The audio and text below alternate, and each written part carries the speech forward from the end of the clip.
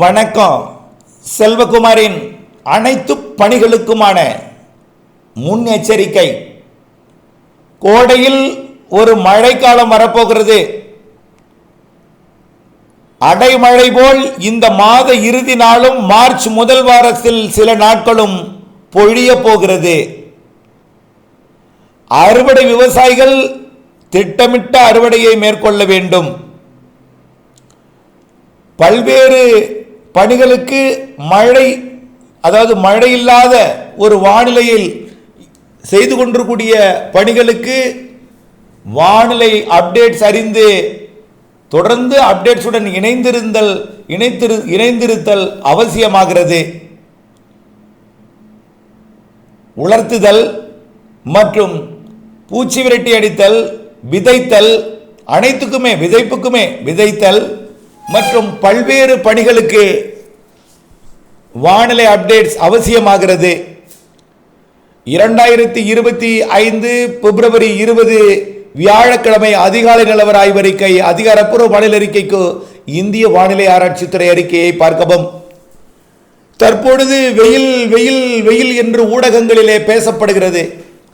வானிலை ஆய்வு நிறுவனமும் வெயில் குறித்த அப்டேட்ஸை வழங்கிக் கொண்டிருக்கிறார்கள். ஆனால் வெயில்தான் எப்படிப்பட்ட வெயில் என்பதை நீங்கள் புரிந்து கொள்ள வேண்டும்.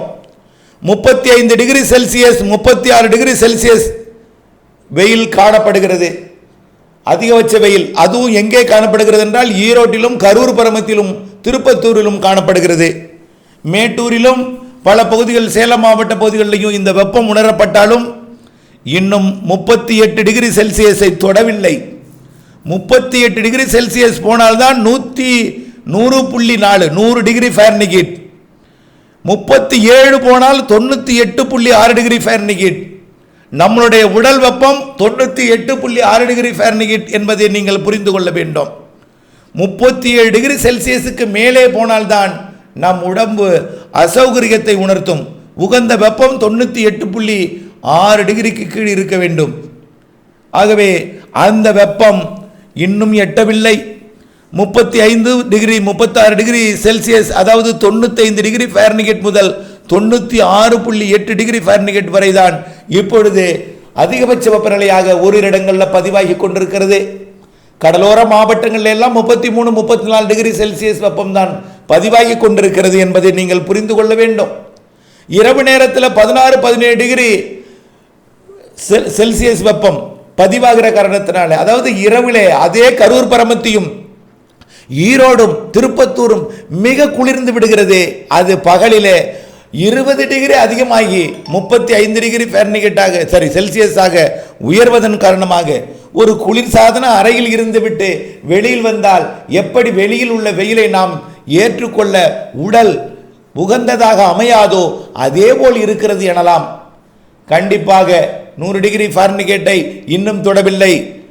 98.6 ஒரு நாள் போனது. 36 டிகிரி செல்சியஸ் இப்பொழுது எல்லாமே 35 தான் இருக்கிறது. 95 டிகிரி ஃபாரன்ஹீட் வெப்பம் தான் இருக்கிறது என்பதை புரிந்து கொள்ள வேண்டும். இந்த வெப்பமும் வரக்கூடிய 4 நாட்களுக்கு மட்டுமே. 24ஆம் தேதி தலைகீழாக மாறப்போகிறது. மேகமூட்ட வானிலை, கிழக்கு காற்று நுழைய போகிறது. கிழக்கு காற்று வெப்பத்தை தணிக்கும்.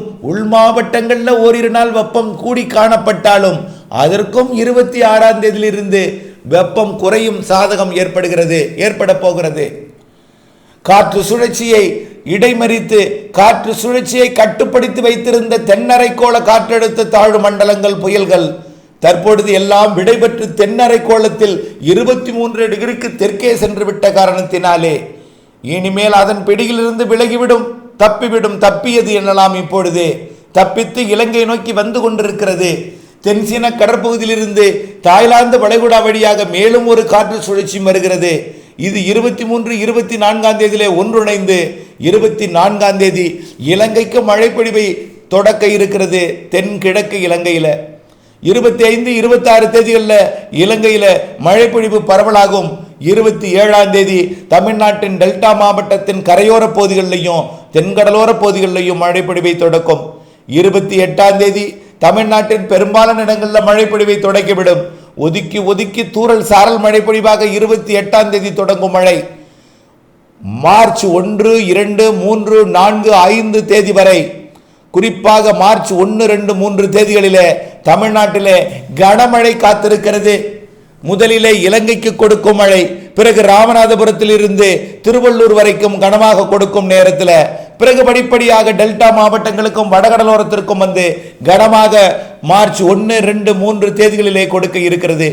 இது தொடர்ச்சியாக உள்ளே நகரும் பொழுது மேற்கு தொடர்ச்சி மலை மாவட்டங்கள், தென் மாவட்டங்கள், கர்நாடக எல்லையோர மாவட்டங்கள், ஆந்திர பகுதிக்கும் கர்நாடக பகுதிக்குமே மழைப்பொழிவை கொடுத்து தெலுங்கானா, மகாராஷ்டிரா வரைக்குமே இந்த மழைப்பொழிவை எட்டி பிடிக்கும் என்று எதிர்பார்க்கப்படுகிறது. நீண்டகால அறிக்கையில் நாம் அறிவித்திருந்த அந்த அறிக்கை நிஜமாக போகிறது எனலாம். இதுவரை இந்த அறிக்கையை குறித்து எந்த ஊடகமும் செய்தி வெளியிடவில்லை.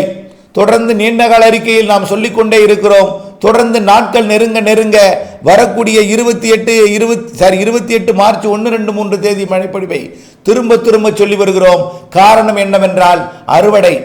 டெல்டா மாவட்டங்களிலே அறுவடை தானியங்கள் அறுவடைக்கு தயாராகிவிட்டது. அறுவடை தானியங்களை 26ஆம் தேதிக்குள் நீங்கள் அறுவடை செய்யாவிட்டால் சற்று பாதிப்பு ஏற்படலாம். ஒரு சில இடங்களில் ஆங்காங்கே சிறுமழை கூட பாதிப்பை ஏற்படுத்தலாம். முதிர்ந்த மிகவும் உலர்ந்த கொட்டும் தருவாயில் இருக்கக்கூடிய நெல் தானியங்களை கூட அறுவடை செய்யாமல் இருக்கிறீர்கள். அறுவடை மட்டுமல்ல, விதைப்பு பணியை தொடங்கி இருக்கிறீர்கள். பலர் வரக்கூடிய நாட்களிலே உழுதுவிட்டு எள் போன்ற சிறு தானியங்களை விதைக்கலாம் என்று இருக்கிறீர்கள். அதாவது முளைப்பு திறன் குறைவாக உள்ள நாட்கள் முளைத்துவிடும். ஆனால் நீர் தேங்கினால் அது கொஞ்சம் பாதிப்பை ஏற்படுத்தும் என்று எதிர்பார்க்கப்படுகிறது. மார்ச் 1, 2, 3 தேதிகளிலே முளைப்பு திறன் வரும் நேரங்களில், அந்த நாட்களிலே முளைப்பு திறன் வரும்படி விதைத்தால் முளைப்பு திறனுக்கு பாதிப்பு ஏற்படுத்தும் என்று தெரிகிறது. கண்டிப்பாக 28 மார்ச் 1, 2, 3 தேதிகளிலே ராமநாதபுரம் மாவட்டம் முதல் திருவள்ளூர் வரைக்கும் நல்ல மழை தெரிகிறது. அனைத்து மாவட்டங்களுக்குமே மழை உண்டு. மிக கனமழை பிடிப்பு டெல்டா வடகடலோரம் தெரிகிறது என்பதை நீங்கள் புரிந்து கொள்ள வேண்டும். ஆகவே அறுவடைக்கு பக்குவமாக இருக்கக்கூடிய நெல் தானியங்களை விரைந்து அறுவடை செய்திடுங்கள். விதைப்பு பணியை அதாவது உங்கள் விருப்பத்துக்கே விட்டு விடுகிறேன். ஒதுக்கி மழை பொழியும். ஒதுக்கிவிட்டு செல்லவும் வாய்ப்பு இருக்கிறது ஓரிடங்கள்ல. ஆனால் குறைந்தபட்சம் அந்த நாளிலே ஏதேனும் ஒரு குறைந்தபட்சம் லேசான மிதமான மழை பொழிவாவது, குறைந்தபட்சம் நனைக்கும் மழை பொழிவாவது பொழிவதற்கு அனைத்து இடங்களுக்குமே வாய்ப்பு இருக்கிறது என்பதை தெரியப்படுத்த விரும்புகிறேன். ஆகவே மேலும் அனைத்து பணிகளுக்குமே பொது பணிகள் தார் சாலை போடுவார்கள். சரியாக 27ஆம் தேதி தார் உள்ளிட்ட அனைத்தையும் பிரிப்பேர் செய்து அவர்களுக்கு பணியாளர்களை நியமித்து அதற்கு தயாராகி கொண்டிருக்கலாம். கட்டிட படிக்க தயாராகி கொண்டிருக்கலாம். 28ஆம் தேதி பில்லர் குழி போடலாம் என்று 24ஆம் தேதி குழி தோண்டி 28இல் அது கரைக்கும் அளவிற்கு மழைப்பொழிவை ஏற்படுத்தும் அளவிற்கு மார்ச் 1, 2 பாதிப்பை ஏற்படுத்தலாம். உப்பளங்களுக்கும் அதே போல்தான், செங்கல் சூளைக்கும் அதே போல்தான். பூச்சி விரட்டு அடித்தலை பொறுத்த வரைக்கும் 26ஆம் தேதி வரை எந்த பிரச்சனையும் இல்லை. ஆனால் அறுவடைக்கும் பல்வேறு பணிகளுக்கும் கனமழை இருக்கிறது. 28 மார்ச் 1, 2, 3 தேதிகளிலே பெரிதாக மாற்றம் இருக்க வாய்ப்பில்லை. தொடர்ந்து உச்சபட்ச அறிவிப்பாக, அதாவது முன்னெச்சரிக்கையாக அறிவித்துக் கொண்டே இருக்கிறேன். அச்சமோ பீதியோ அடைய வேண்டாம். காரணம், இந்த உச்சபட்ச எச்சரிக்கை எதற்கென்றால் இன்னும் கண்டுகொள்ளாமல் அவர்கள், அதாவது அவர்களுடைய பணம், அவர்களுடைய முதலீடு, அவர்களுடைய பணம் காடுகளிலும் நிலத்திலும் கொட்டி கிடக்கிறது. அதை மீட்டெடுத்து விற்பனை செய்தால்தான் கைக்கும் பாக்கெட்டுக்கும் பணம் வரும் என்பதை மறந்துவிட்டு குளிர் அடிக்கிறது, வெயில் அடிக்கிறது என்று 28ஆம் தேதியும் வெயில்தான், மழைதான், சரி 28ஆம் தேதியும் குளிர்தான், வெயில்தான் என்று இருந்து கொண்டு 1ஆம் தேதிக்கு அறுவடைக்கு திட்டமிட்டுக் கொண்டிருப்பதை சிலர் அறிவிப்பதும் பேசிக்கொண்டிருப்பதும் என்னால் உணர முடிகிறது. தயவு செய்து விழித்துக் கொள்ளுங்கள். அவர்களுக்கு இந்த தகவலை எடுத்து செல்லுங்கள். 26ஆம் தேதிக்கு பிறகு முற்றிலுமாக வானிலை மாறும் பொழுது, நீங்கள் அறுவடை எந்திரத்தை தேடும் பொழுது அறுவடை எந்திரங்கள் உங்களுக்கு கிடைக்காமல் போகலாம். காரணம், அந்த நேரத்தில் அவசரப்பட்ட அனைவரும் அறுவடை எந்திரத்துக்கு படி வழங்கும் பொழுது அவர்களால் முடியாமல் போகலாம். புரிந்து கொள்ளுங்கள். அறுவடைக்கு முதிர்ந்த தானியங்களை ஏன் விட்டு வைத்திருக்கிறீர்கள்? அறுவடைக்கு முதிர்ந்து விட்டால் அறுவடை செய்வது உங்களுக்கு நலமாக தெரிகிறது, நலமாக அமையும் என்பதை தெரியப்படுத்த விரும்புகிறேன். மேலும் நேரடி நெல் கொள்முதல் நிலையங்கள் மற்றும் அவரவர் தனியார் வைத்திருக்கக்கூடிய நெல் மூட்டைகளை வரக்கூடிய மாத இறுதியில் மூடி பாதுகாக்கும் அளவிற்கு தார்பாலின் வைத்துக் கொள்ளுங்கள். பெரிய அளவிலே பட்டறை போட்டு இரவிலே உறங்கிவிட்டால் அதிகாலையில் பெய்யும் மழை நனைத்துவிடும், கரைத்துவிடும், முளைத்துவிடும். இவையெல்லாம் நினைத்து கொண்டு 26ஆம் தேதிக்கு பிறகு 28ஆம் தேதி உறுதியாக, மார்ச் 1, 2, 3 தேதிகளில் 100% உறுதியாக மழை வாய்ப்பு இருக்கிறது என்பதை நினைவில் கொண்டு திட்டமிட்ட பல்வேறு மழை, அதாவது மழை மற்றும் மழையிலிருந்து, அதாவது நெல் போன்ற தானியங்களை பாதுகாத்திட, மூடி பாதுகாத்திட திட்டம் வகுத்துக் கொள்ளுங்கள். ஆகவே அனைத்திற்கும் உங்கள் யோசனைக்கே விட்டுவிடுகிறேன். மழை இருக்கிறது என்ற தகவலை உறுதிபட தெரிவிக்கிறேன். 28 மார்ச் 5 வரை. 26 குழப்பத் தொடங்கிவிடும். முன்னெச்சரிக்கை அவசியம். இணைந்திருங்கள் அப்டேட்ஸுடன்.